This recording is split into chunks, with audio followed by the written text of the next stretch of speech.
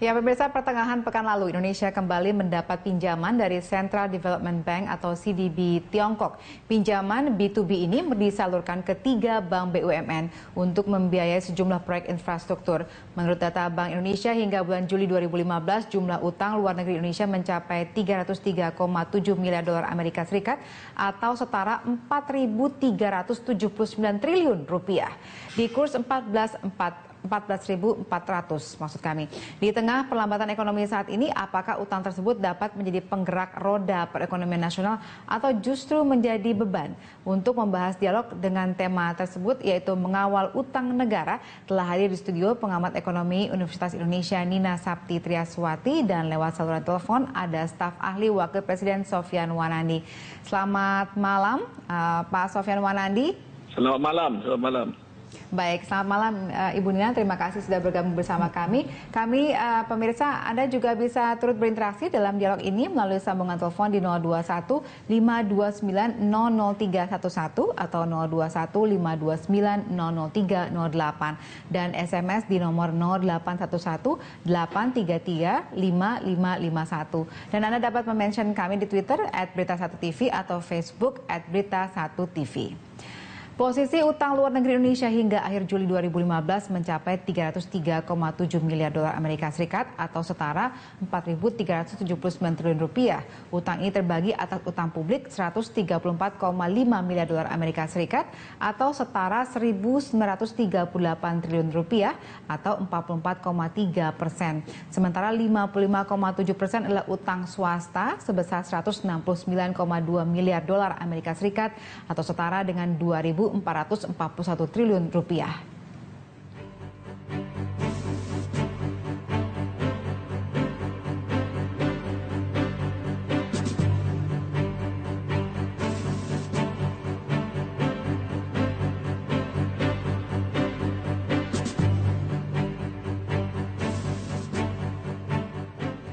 Pemerintah mencatat rasio utang terhadap pendapatan atau debt service ratio Indonesia pada triwulan 1 tahun 2015 mencapai 22,44% untuk tier 1. Tier 1 untuk pembayaran pokok dan bunga atas utang jangka panjang dan pembayaran bunga atas utang jangka pendek. Sementara untuk tier kedua, DSR Indonesia sebesar 56,08%.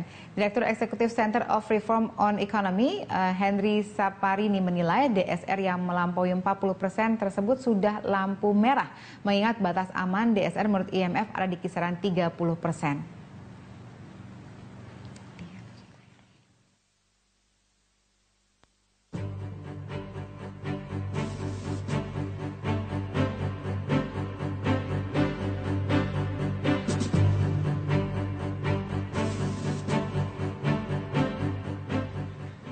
Ya, langsung saja saya sapa Pak Sofyan Wanandi. Ini kita melihat utangnya sudah semakin besar. Nah, kemudian baru-baru ini pada bulan Juni yang lalu sudah 600 triliun paling tidak hutang terakhir ditandatangani oleh pemerintah kepada pemerintah Tiongkok. Nah, kemudian apa alasan terbesar dari pemerintah Jokowi untuk berhutang begitu besar?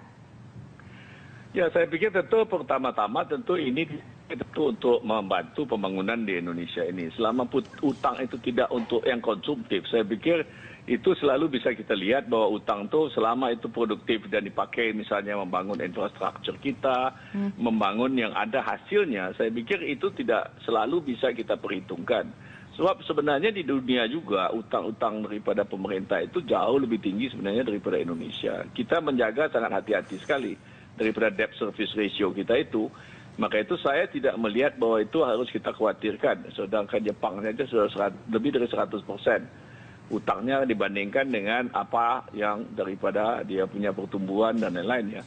Jadi sebenarnya banyak negara-negara sudah melewati daripada debt service ratio yang 30% itu. Memang kita konservatif karena kita tidak mau sejak krisis yang lalu itu kita selalu lebih hati-hati lah melihat ini sehingga tidak terjadi lagi seperti yang terjadi 97-98 pada saat itu. Jadi kita sangat konservatif sebenarnya. Jadi saya tidak melihat bahwa ini terlalu tinggi dalam situasi memang ekonomi yang melemah. Ini tentu terasa kita mempunyai kekhawatiran itu. Tapi seperti utang swasta, sebagian besar utang swasta itu lebih banyak kepada induk negaranya masing-masing. Seperti Toyota memberikan utang kepada dalam negeri, kepada joint venture dia di sini. Dan sebagian besar swasta-swasta itu juga ada pakai uangnya sendiri. Itu yang dia back to back, yang dia taruh di luar, nanti melalui bank dia masuk lagi ke Indonesia melalui back to back. Jadi yang sebagian juga semua jaminan-jaminan daripada bank-bank luar negeri ini tentu banyak sekali yang mereka tentu pegang daripada jaminan-jaminan daripada perusahaan-perusahaan itu sendiri. Ini yang sebenarnya yang terjadi kalau saya lihat utang swasta, dan kalau utang pemerintah saya pikir masih tolerable lah, yang masih bisa dipertanggungjawabkan, sehingga selama utang-utang itu dipakai untuk pembangunan daripada ekonomi kita, bukan untuk dipakai untuk Tapi sudah sangat mendesakkah utang itu? Apakah kemudian tidak dipikirkan ada resiko-resiko yang harus dihadapi? Dalam usaha ini tidak ada yang tidak ada risiko, tapi risikonya menurut saya kecil sekali, tidak, risikonya itu besar sekali. Jadi kalau kita ini memang memakai itu secara produktif, saya pikir itu akan membayar kembali daripada hasilnya. Saya tidak terlalu khawatir kalau persoalan itu.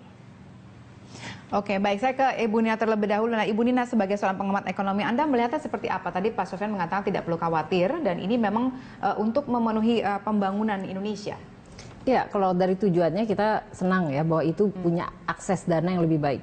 Yang jadi persoalan adalah kita khawatirnya kalau terjadi shock yang luar biasa. Jadi shocknya itu kalau kita lihat tahun 98 adalah krisis kan dari nilai tukarnya, dan kemudian shock di mana kemudian swasta tidak mampu. Nah, disitulah timbul resiko yang kalau di negara maju atau dulu sempat kita ributkan di 2008 itu ada jaring pengaman. Ya, jadi jangan sampai lalu pemerintah seperti tahun 97-98 yang membail out, yang mengambil alih peran swasta, utang swasta yang tidak mampu dibayar.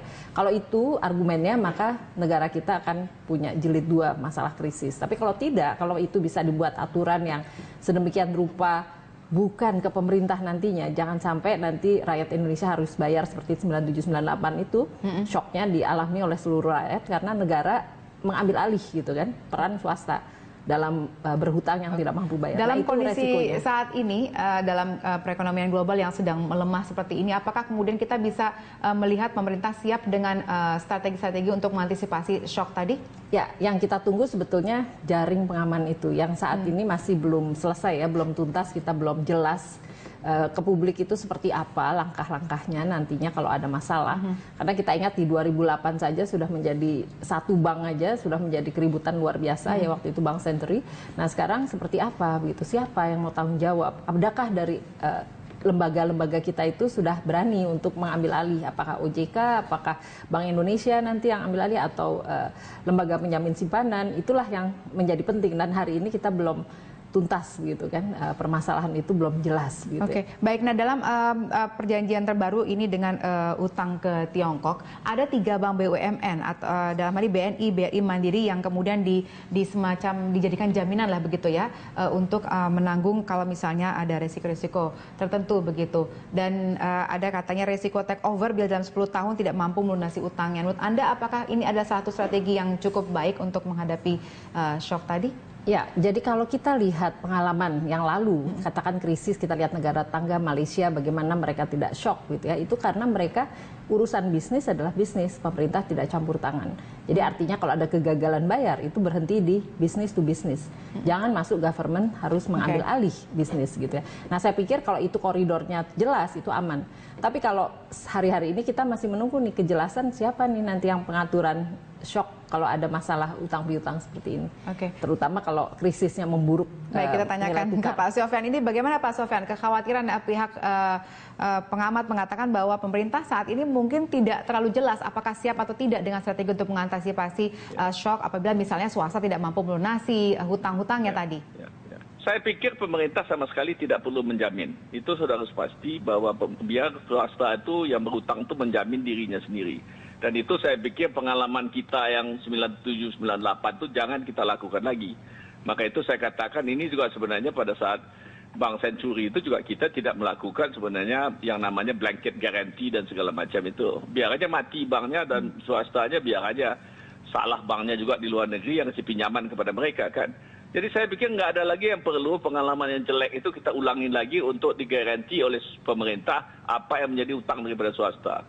Itu yang saya rasa jangan kita berilusi lagi pemerintah harus melakukan bailout daripada utang-utang swasta itu. Jadi ini harus jelas buat kita dan ini saya pikir harus menjadi pemerintah punya pendirian ya. Jadi nggak perlu dikhawatirkan lagi menurut saya itu akan terjadi lagi. Saya rasa itu sudah cukup menderita pemerintah sendiri dan saya rasa sudah tidak perlu lagi diikutin lagi cara-cara lama yang begitu. Jadi biar aja dia tanggung jawab utang-utang swasta itu dan biar aja dia bangkrut sendiri. Jangan pemerintah diajak untuk terlibat dalam soal itu. Oke, baik. Nah, kemudian ada pepatah mengatakan don't put your eggs in one basket. Nah, sekarang ini pemerintah mengatasi ataupun mengatur strategi untuk berhutang pada satu negara saja, dalam hal ini yaitu Tiongkok. Nah, kemudian apakah ada alasan tertentu ketika pemerintah memilih Tiongkok untuk menjadi donatur utamanya pada saat ini? Nah, tapi jangan dijawab dulu, kita harus break. Pak Sofyan Wanandi, kami akan kembali saat lagi pemirsa. Rasio utang Indonesia hingga pertengahan 2015 adalah 50,08%. Meski dinilai sudah lampu kuning dibanding sejumlah negara, rasio utang Indonesia masih tergolong kecil. Forbes merilis pada Juli lalu, ada 7 negara dengan rasio utang terhadap PDB di atas 100%. Dari 7 negara ini, Yunani sudah dinyatakan bangkrut. Berikut daftarnya untuk Anda.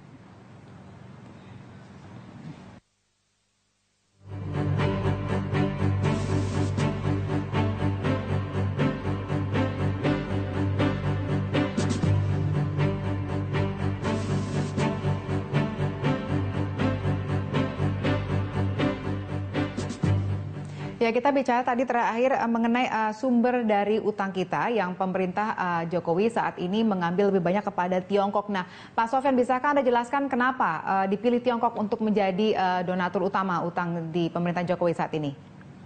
Ya, saya pikir bukan Tiongkok saja tentunya, juga negara-negara lain tentu pasti kita approach juga toh. Cuma ini kali karena ini bersifat juga semi komersial karena 10 tahun dengan bunga yang dan lain-lain ini, saya pikir kita membutuhkan dalam situasi yang krisis ini menurut saya kita membutuhkan tentu saja ada bank-bank itu diminta juga dikasih mission untuk cepat membangun infrastruktur kita dan lain-lain ya, karena kemungkinan kita shortage daripada budget kita sehingga bank-bank itu bisa turun tangan mempunyai kemampuan yang lebih tinggi untuk betul-betul bisa membantu supaya infrastruktur kita ini jangan terlambat dan tidak bisa dibangun karena kekurangan daripada uang dan lain-lain. Saya rasa tentu strateginya pasti ada ya. Jadi kita nggak usah khawatir karena ini kan juga dalam suatu jangka 10 tahun yang biasanya bank-bank komersial itu mencari utang itu cuma maksimal 5 tahun. Biasanya 2-3 tahun saja ya. Jadi ini dapat yang 10 tahun, saya pikir kita mempunyai suatu perhitungan bahwa ini pasti bank-bank itu mendapatkan sesuatu utang yang cukup soft buat itu sendiri ya. Jadi saya pikir ini semua dilakukan tentu di dalam mempercepat pembangunan infrastruktur kita dan pembangunan ekonomi kita sehingga bank-bank itu diperkuatlah dengan utang dengan China itu. Tapi bahwa itu juga besok bank-banknya bisa melakukan juga terhadap Jepang, Korea dan lain-lain itu tentu pintu terbuka untuk itu. Tapi saya rasa permasalahannya banyak pihak yang mengkritisi kalau kita berhutang kepada Tiongkok itu banyak syarat-syaratnya. Misalnya sekarang yang banyak dipersoalkan oleh para buruh adalah dengan masuknya tenaga asing terutama dari Tiongkok khususnya untuk buruh-buruh yang bekerja di pabrik-pabriknya. Nah, itu kan juga termasuk hal yang merugikan buat pemerintah dalam hal ini menciptakan lapangan kerja bagi tenaga kerja lokal. Dan ini kan sebenarnya utang kepada bank. Bank itu kasih juga pinjaman kepada perusahaan-perusahaan lokal di Indonesia, bukan perusahaan daripada China. Sebenarnya negara yang paling banyak mengirim tenaga kerja di sini, tapi dia joint venture dan lain-lain itu sebenarnya lebih banyak Korea, Jepang daripada China-nya sendiri. China itu lebih banyak melakukan itu pada saat dia menyelesaikan kontrak-kontrak yang dipunyai swasta. Tapi untuk cepatnya proyek dan murahnya proyek itu mereka datangilah tenaga kerja itu. Tapi kan itu berlaku 1-2 tahun, sudah itu mereka pulang lagi. Itu sebenarnya yang terjadi. Jadi tidak perlu kita politisasi terlalu jauh lah mengenai tenaga kerja China itu. Dan ini bisa diatur oleh Departemen Tenaga Kerja nanti.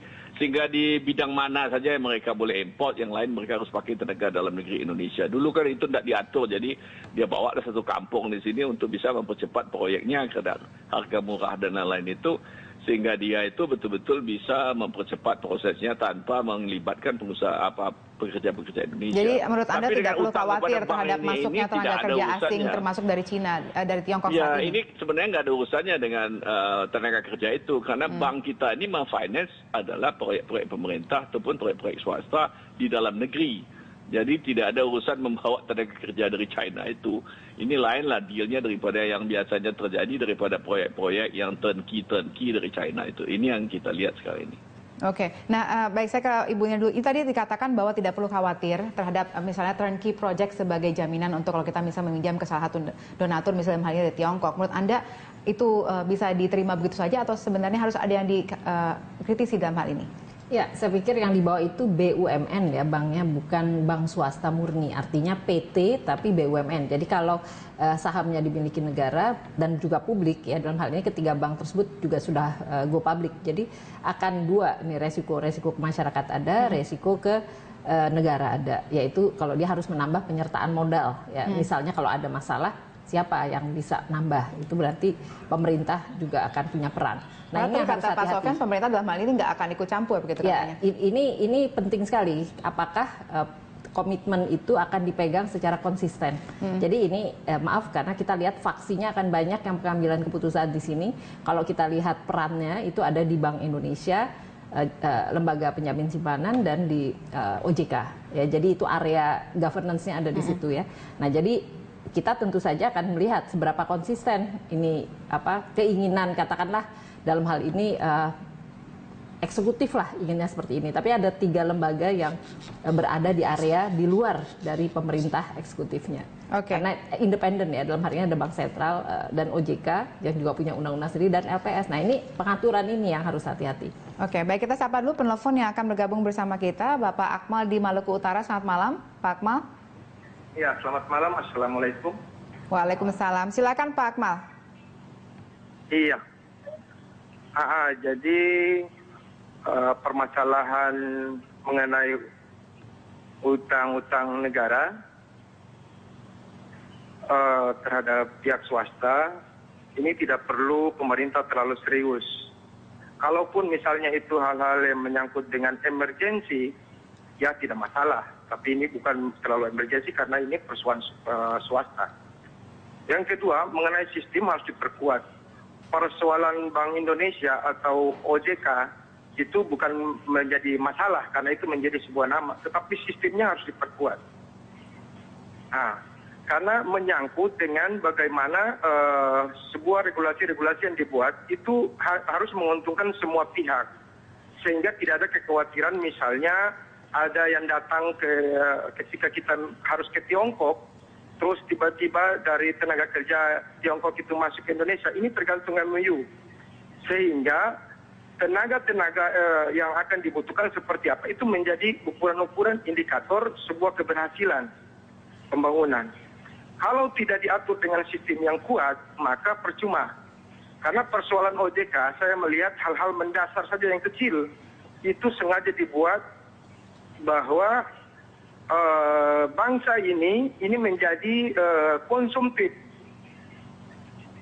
Saya sudah melakukan survei di Maluku Utara saja, itu pegawai negeri sipil atau PNS itu dibuat aturan meminjam hutang kepada Bank Indonesia, kepada pihak perbankan, itu hutangnya lebih kecil dibanding dengan bunganya.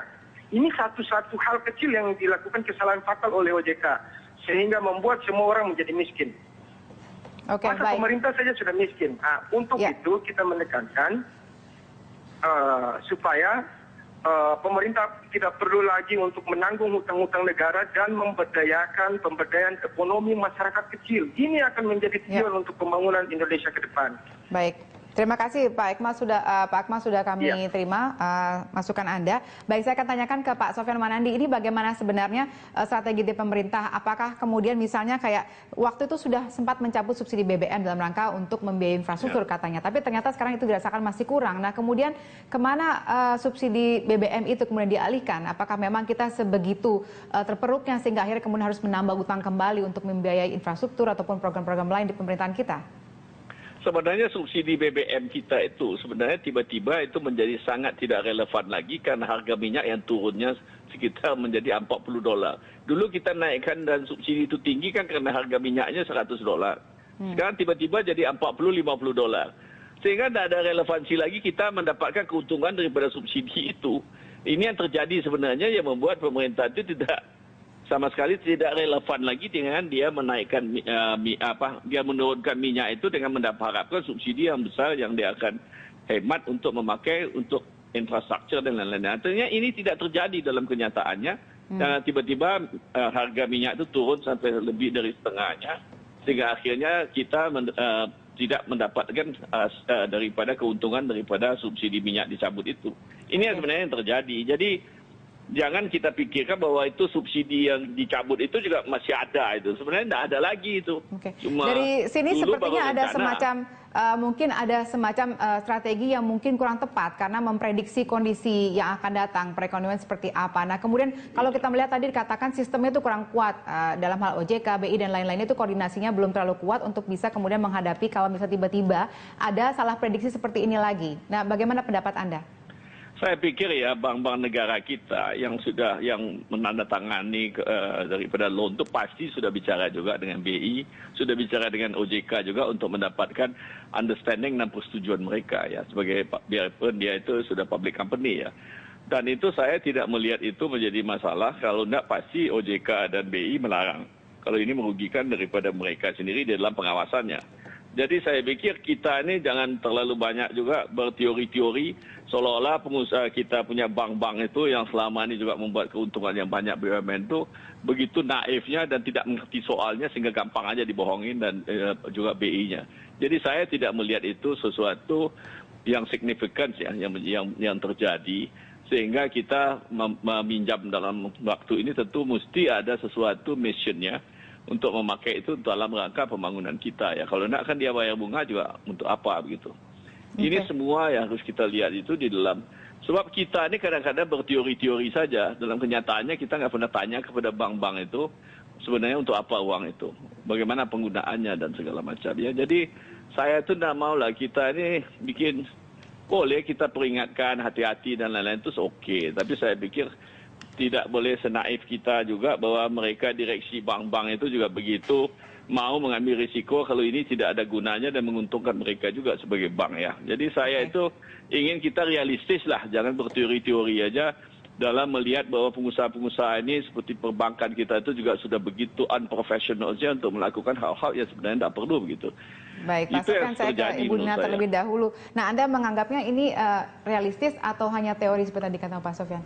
Ya, kita punya pengalaman buruk. Jadi kita belajar itu penting, jangan mengulangi kesalahan itu penting. Tapi yang kita sangat wanti-wanti ini di mana peta untuk bisa bekerja dalam situasi krisis. Kalau situasi normal kita tenang gitu ya. Tapi hari-hari ini kan walaupun dikatakan tidak krisis itu sebenarnya setiap pengusaha maupun masyarakat itu memandang rupiah tadi.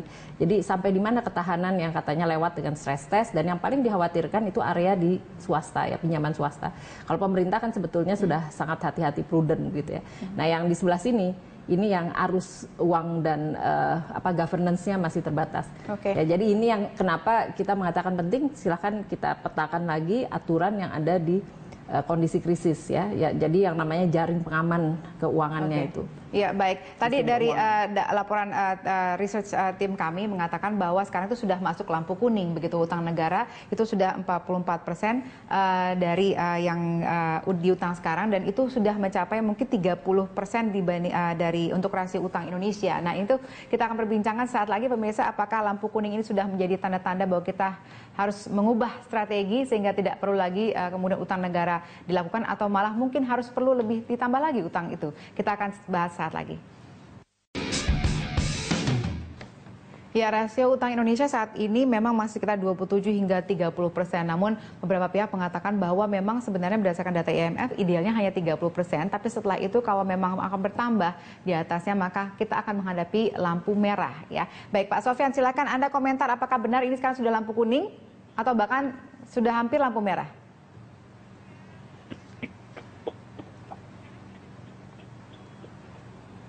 Baik, kami mohon maaf terputus. Kami akan coba hubungi kembali pemirsa. Baik, menurut Mbak Nina seperti apa saat ini? Ya, kalau pakai angkanya IMF yang 30% dan dibandingkan dengan Jepang, Amerika, kita sih belum ratusan begitu ya. Tapi hanya kita mengatakan lihat negara itu negara yang menikmati hutang-hutang tadi, Amerika, Jepang itu kebetulan negara yang sudah mapan gitu ya, kuat ekonominya. Mereka di atas 100 tadi ya. Iya, di atas 100 dan kita lihat kok dia nggak kolaps gitu. Tapi Jepang sebetulnya sudah stagnan dan Amerika sudah ribut ya. Jadi sempat sampai bagaimana cara mencicil hutang itu menjadi keributan politik gitu. Itu satu area. Nah, Nah, yang paling penting buat Indonesia kan kita bukan kelasnya mereka, bukan kelasnya Jepang atau Amerika Serikat. Mudah-mudahan jangan sampai seperti jadi Yunani begitu kan. Jadi yang kita inginkan tentu utang negara ini ada dua aspek, utangnya pemerintah dan yang swasta. Yang pemerintah ini kelihatannya agak lebih aman, yang swasta ini akan hati-hati. Jadi justru kalau Ibu Nina ini mengkhawatirkan dari sisi swastanya, utang swastanya. Jadi utang swastanya kan masuk lewat bank, katakan banknya komersial PT, PT-nya bisa aja Bank Mandiri, bank ini, tapi bisa bank-bank lain, bank-bank swasta lain. Nah, ini yang sebetulnya hati-hati karena tampaknya kita perlu mengevaluasi jaring pengaman sistem keuangan kita, seberapa mampu kita dengan adanya sistem itu. Ya, jaring pengaman kita ini kan sedang dipetakan gitu ya. Kalau ini tidak mampu, kita khawatir ini menjadi seperti penyakit menular pada tahun 98. Itu kan yang kolaps sebenarnya bukan bank-bank besar amat, tapi membuat sakit seluruh sistem keuangan. Jadi ini yang tampaknya perlu dilihat dengan hati-hati ya, area sistem keuangan, jaring pengaman sistem keuangannya. Oke, baik Pak Sofyan, silakan ditanggapi mengenai rasio utang Indonesia saat ini, apakah sudah sangat mengkhawatirkan atau menurut Anda tidak terlalu perlu dikhawatirkan? Ya, saya tidak terlalu mengkhawatirkan ya, karena apapun sebagian besar utang-utang kita itu memang sebenarnya saya sudah ada jaminan-jaminan yang diberikan. Kalau tidak, bank-bank itu pasti di luar negeri itu tidak akan memberikan daripada utang-utangnya kalau dia tidak tahu pasti bahwa itu uang tidak bisa dikembalikan. Karena bank-banknya itu saya pikir sudah cukup pintar lah untuk mendapatkan jaminan-jaminannya yang pasti. Kalau tidak, dia tidak kasih pinjaman kepada kita. Ya, mungkin bank kita dulu bisa lebih gampang memberikan, tapi bank luar negeri itu pasti dengan jaminan-jaminan dan adanya uang-uang yang mereka pastikan bahwa mereka bisa dapat kembali uangnya. Tentu ada masalah sekarang karena tiba-tiba commodity price-nya turun dan lain-lain sehingga mereka mungkin harus restructure. Itu urusan dia sama swasta itu, pemerintah nggak usah ikut campur. Mengawasi saja supaya efek tidak langsungnya juga pemerintah tidak usah mau terlibat, karena efek langsungnya tentu waktu dia membayar utang tentu bagaimana juga bank-bank itu yang mempunyai jaminan-jaminan di Indonesia itu juga bisa melakukan tentu bagaimana melikuidasikan dan lain-lain daripada persoalan-persoalan perusahaan-perusahaan Indonesia itu. Jadi semua itu tentu side effect daripada utang tidak langsung nanti itu yang perlu diperhatikan oleh pemerintah. Tapi utangnya sendiri menurut saya nggak menjadi soal. Saya nggak terlalu percaya bahwa kita ini begitu khawatirnya. Kalau nggak pernah membangun kita. Kalau dari mana kita mendapatkan uang dalam situasi ekonomi sekarang ini kalau kita nggak berhutang. Ini soal-soal yang juga harus dipikirkan. Kalau omongnya gampang aja, tapi bagaimana memberikan pekerjaan kepada masyarakat dan orang-orang yang sekarang ini perlu pekerjaan kalau tidak ada pembangunan sama sekali daripada investasi baik pemerintah maupun swasta ini. Jadi saya pikir ini harus kita pikirkan juga, jangan cuma pikirkan takut ini nggak akan selesai bangsa kita ini untuk pembangunan kita ini. Baik, nah Pak Sofyan mungkin berpikirnya secara seorang pengusaha. Nah, Ibu Nina sendiri bagaimana melihatnya? Apakah pola pikir seperti ini sudah tepat atau mungkin sebenarnya apakah semacam ada kebiasaan dari pemerintah kita begitu untuk mengambil jalan pintas, misalnya berhutang saja untuk menambah modal misalnya? Kalau kita lihat angka utang naik terus dari tahun ke tahun, itu memang ada keteraturan ya penambahan utang dari tahun ke tahun dari sisi pemerintah. Tapi tadi saya katakan kalau dari sisi pemerintah sebetulnya perhitungannya kita lebih aman karena memang sebetulnya kalau dari utang pemerintah itu kan kita tidak beranggapan pemerintah Indonesia akan kolaps. Nah, yang kita anggap bahaya itu justru utang swasta. Ya, jadi utang negara ini ada dua bagian, utangnya pemerintah dan utang swasta. Nah, tadi dikatakan swastanya ini katakan lebih bank besar. Lewat bank, PT kan. Nah, ini yang menjadi area krusial. Jadi kita harus lihat jangan sampai kolaps, katakanlah suatu peningkatan kurs yang sangat tinggi itu bisa membuat kolaps perusahaan yang membawa si bank yang swasta tadi menjadi sakit gitu kan.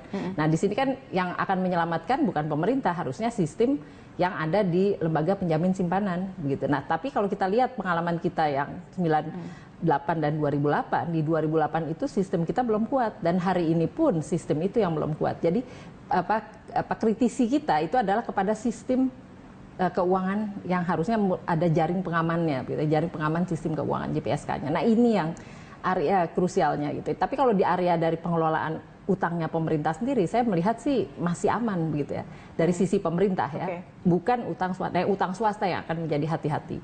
Baik. Jadi harus ada indikator yang lebih serius dari sisi katakanlah bank pemerintah maupun bank swasta gitu, itu dua-duanya untuk jangan sampai kolaps gara-gara ketidakmampuan bayar hutang akibat perekonomian memburuk.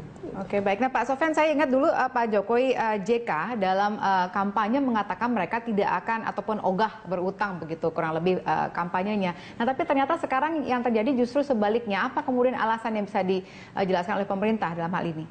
Ya, sebenarnya alasan pertama ini kan penurunan ekonomi dari luar negeri ini kan di luar dugaan semua ya, bahwa commodity price kita turun, harganya turun, pemerintah juga turun ya. Sehingga sekarang ini dia juga tidak bisa mendapatkan pajak yang seperti diharapkan, sehingga akhirnya pemerintah harus cari jalan keluar supaya pembangunan jalan terus. Saya rasa itu yang paling utama, karena penerimaan negara itu tiba-tiba anjlok juga karena harga-harga komoditas dan harapan-harapan penerimaan pajak yang cukup tinggi ini ternyata tidak terjadi dalam sampai bulan Agustus ini kalau kita lihat. Saya rasa alasannya yang terutama itu, supaya kalau tidak pembangunan kita juga stop. Sehingga kita jangan untuk bahwa sekarang kita harus mencari dari luar dan membayar juga bunga mungkin yang lebih tinggi daripada semua, tapi apapun demi pembangunan kita harus lakukan, karena kalau tidak ada investasi baik pemerintah dan swasta, bagaimana kita menyelesaikan masalah buruh dan lain-lain ini. Jadi inilah masalah-masalah saya rasa yang sedang dipikirkan dan sedang dijalankan pemerintah. Bukan karena janji pemilu itu kan situasi masih baik. Tiba-tiba sekarang dalam setahun ini kan situasi berubahnya hebat sekali. Inilah yang nggak tercapai, saya pikir, sehingga pemerintah membutuhkan pinjaman yang lebih banyak dari luar negeri. Dan saya rasa dalam bisnis mana dan negara mana pun itu sih biasa-biasa saja. Oke, baik. Nah, tadi Anda mengatakan untuk pembangunan harus dilakukan utang. Nah, kemudian tapi bagaimana dengan kedaulatan negara? Karena kita belajar dari kasus-kasus terdahulu ketika misalnya Indonesia berhutang dengan IMF pada masa Orde Baru, banyak hal-hal atau syarat-syarat yang harus dipenuhi dan akhirnya membuat kita terikat begitu. Nah, apakah kemudian kita akan mengalami hal yang sama di masa yang datang dengan ada proses atau strategi hutang yang dilakukan oleh pemerintah saat ini? Kita akan bahas setelah ini. Pemirsa tetap bersama kami di Prime Time Talk. Baik, Pak Sofyan Wanedi, kita teruskan tadi ada yang mengatakan bahwa pada saat Orde Baru melaksanakan atau melakukan utang kepada IMF, ada syarat-syarat yang diberlakukan sehingga akhirnya membuat kita terikat dan akhirnya itu tidak pernah diketahui oleh publik, tak ada transparansi, sehingga kemudian yang terjadi adalah bahwa kita memang sudah ada ikatan utang yang cukup lama yang harus dilunasi oleh bangsa Indonesia. Nah, kini dengan adanya kontrak-kontrak dengan negara-negara seperti Tiongkok, apakah kemudian kita bisa menjamin bahwa tidak akan menyeret kita kepada kondisi yang sama seperti dulu? Kalau saya melihat ya, bahwa yang pertama tentu saja bahwa kita sekarang ini berbeda dengan zaman daripada Orde Baru yang tidak ada keterbukaan ya. Sekarang ini kan kita tahu persis bahwa mereka sudah perusahaan negara, bank-bank negara itu sudah go public. Jadi semua harus juga dilihat oleh publik dan dikomentarin oleh publik juga. Dan itu selalu yang terjadi kalau itu public company ya. Dan yang kedua memang bahwa kita harus memperbaiki dan selalu up to date daripada pengawasan daripada Bank Indonesia, daripada OJK. Saya rasa sih kita mendukung saja bahwa itu memang tetap harus kita lakukan, kehati-hatian itu. Cuma jangan kehati-hatian itu membuat pembangunan kita itu mandek. Ini nggak boleh, itu nggak boleh. Atau nanti kritiknya lain lagi. Kok nggak ada pembangunan, kok pengangguran bertambah, kemiskinan bertambah, dan segala macam ya. Jadi kita harus balance lah ya. Melihat itu jangan satu pihak, tapi melihat juga daripada keseluruhan kenapa pemerintah itu melakukan utang itu. Kenapa bank-bank itu yang juga mempunyai manajemen profesional itu juga mau menerima itu, tentu pasti ada untung yang mereka lihat juga untung ruginya semua itu ya. Jadi kita boleh memberikan nasihat-nasihat dan segala macam, tapi saya tidak melihat kita ini begitu khawatirnya sehingga akhirnya lebih baik nggak usah membangun aja kan. Jadi nggak ada risiko sama sekali.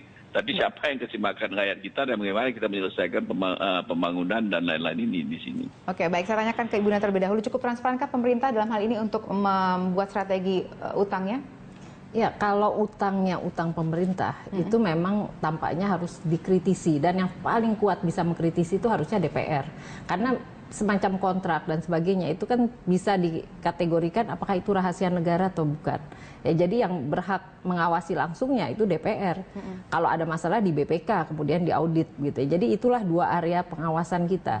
Nah, yang ke publik mana? Nah, ini yang keterbatasan informasi ini yang menjadi perlu. Saya sangat mendukung kalau memang akan ditransparansikan inilah kontraknya begitu ya, di-upload ke publik, diawasi, oh ini bunyinya begitu, itu akan sangat baik. Jadi publik memahami nggak sedikit, nggak separuh-separuh.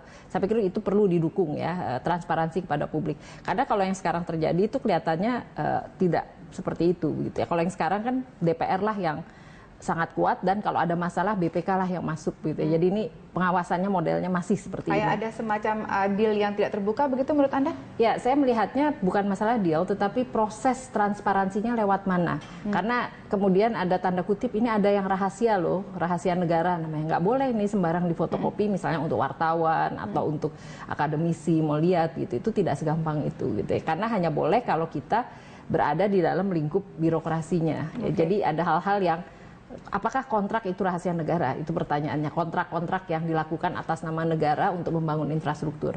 Ya, dan kemudian kalau ini swasta, di swasta pun demikian, bank juga tidak akan serta-merta membuka, misalnya Bank Mandiri, bank pemerintah tadi akan membuka isi kontraknya detail begitu kan. Saya tidak melihat itu segampang itu gitu ya. Jadi dalam hal ini publik Jadi tidak bisa ikut nanti, mengawasi. Ya, jalurnya nanti adalah mekanisme lewat Menteri BUMN yang mengawasi bank-bank yang kalau ini BUMN begitu kan. Jadi mekanismenya membuat ini rumit untuk mendapatkan informasi yang cepat dan tepat. Baik. Gitu. Pak Sofyan, tanggapan Anda? Ya, saya pikir bisanya, maunya oke-oke saja. Sebagai public company sebenarnya mereka itu semua bisa dilihat itu, dan pengawasan daripada Menteri BUMN, BPK dan lain-lain itu pasti ada ya. Jadi saya tidak terlalu khawatir yang namanya kalau bank-bank BUMN dan lain-lain itu sejak kejadian 97-98 dulu betul-betul sekarang pengawasan Bank Indonesia, OJK cukup ketat menurut saya ya. Dan itu tidak ada lagi yang kita khawatirkan bahwa dirahasiakan di sini di situ, bahwa rahasia daripada bisnis itu selalu ada ya, di dalam persaingan itu selalu ada. Itu juga yang terjadi daripada pinjaman-pinjaman swasta dan lain-lain itu ya. Tapi menurut saya ya, selama pemerintah tidak menjamin swasta punya, kalau ada apa-apa dia di luar negeri, biar dia tanggung jawab dengan bank-bank yang dia pinjam uang di luar negeri itu. Saya pikir itu yang paling penting kita tekan. Bahwa itu sama sekali tidak, karena pemerintah tidak akan bail out lagi seperti yang terjadi 97-98 ya. Jadi saya pikir selama itu kita konsekuen melaksanakan, saya tidak terlalu khawatir. Karena bank-bank luar negeri itu juga tidak bodoh kasih pinjam bank swasta itu untuk mereka harus merugi, dan melihat juga cara hukum Indonesia belum jelas juga. Pasti mereka banyak pegangan-pegangan yang mereka tahu bahwa garantinya itu cukup untuk mereka memberikan hutang itu ya. Jadi saya juga nggak takut itu. Juga banyak sekali hutang-hutang perusahaan dan dengan anak dan induk perusahaan itu ya. Jadi itu seperti Toyota, saya katakan tadi, kasih kepada Toyota sini pinjamannya lebih murah dan lain-lain. Itu biar saja, sebab itu ada underlying transaction-nya dan mereka saling juga membantu dalam rangka persaingan. Itu saya pikir biasa dan wajar-wajar aja dalam bisnis ya. Jadi Anda tetap yakin dan optimis sistem keuangan kita akan kuat menghadapi ataupun peningkatan utang ini?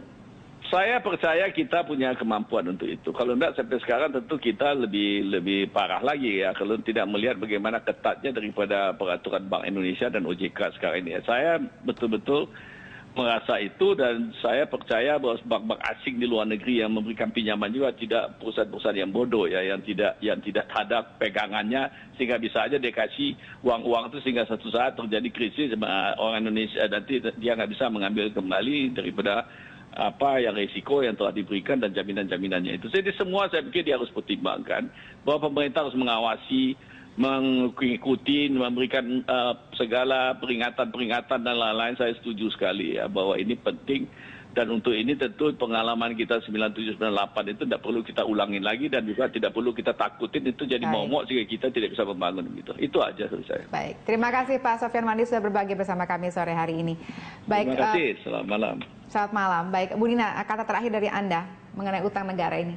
Ya, jadi yang perlu kita titik beratkan sekarang perhatian kita kepada jaring pengaman sistem keuangannya. Mungkin itu yang akan menjadi pintu terakhir kalau ada permasalahan di perbankannya. Kalau ada kegagalan bayar pada saat utang swasta tidak mampu dibayar. Nah, kalau utang pemerintah kan jaminannya pemerintah gitu. Tapi kalau utang swasta kan nggak ada jaminan.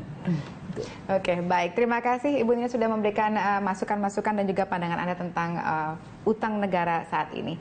Dan sudah bergabung bersama kami di Prime Time Talk.